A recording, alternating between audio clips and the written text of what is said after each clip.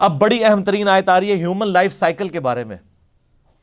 اللہ تعالیٰ نے اس کی ریزیمبلنس دی ہے کہ تمہاری اپنی آبزرویشن میں ایک لائف سائیکل ایسا ہے کہ تمہاری اپنی زندگی کا بھی لائف سائیکل وہی ہے. یہ بڑی رکت انگیز آیات ہے.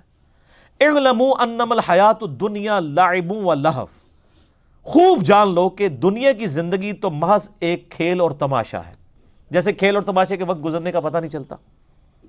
وَتَفَاخُرٌ بَيْنَكُمْ، اور تمہارا آپس میں حسب و نسب پہ فخر کرنا ہے. وَتَكَاثُرٌ فِي الْأَمْوَالِ وَالْأَوْلَادِ، اور مال اور اولاد کی کثرت چاہنا ہے. قبائلی زندگی میں مال اور بیٹے بڑی چیز تھی، اور اولاد آج بھی ہے اور پھر مال بھی.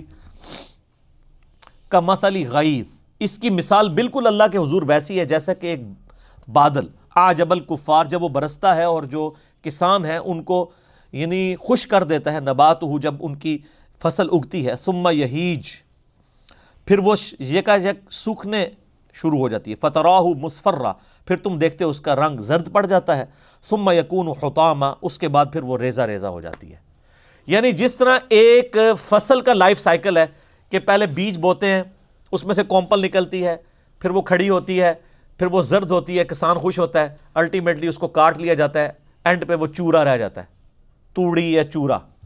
انسان بھی دیکھیں پیدا ہوتا ہے، جوانی کو پہنچتا ہے، طاقتور ہوتا ہے، اور اس کی مثال اللہ نے دی کہ کھیل تماشے کا پہلا وقت ہوتا ہے، اس کے بعد آپس میں آرائش. جیسے ہی جوانی چڑھتی ہے تو آپ دیکھیں کس طرح وہ لڑکے اپنے بالوں کا خیال کرنا شروع کر دیتے ہیں. یہ آگے نا، یہ آپ اس کی ترتیب دیکھیں. لعب و لہو، لعب اس تماشے کو کہتے ہیں جس کے اندر یعنی کوئی شہوت کا عنصر شامل نہ ہو، اور لہو وہ ہے جس میں وہ عنصر بھی شامل ہو. وزینتن، پھر زینت شروع ہو جاتی ہے.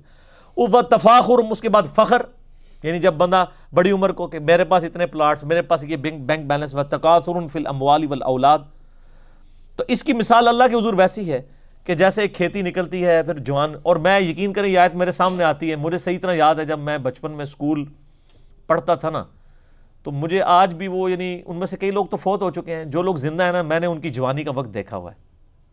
آج میں جب ان کو بڑھاپے میں دیکھتا ہوں میں کہتا ہوں یار یہ وہی بندے ہیں، کیا ٹیکا تھا ان کا جوانی کے اندر، اور آج کمزور ایک زندگی بالکل گزار رہے ہیں.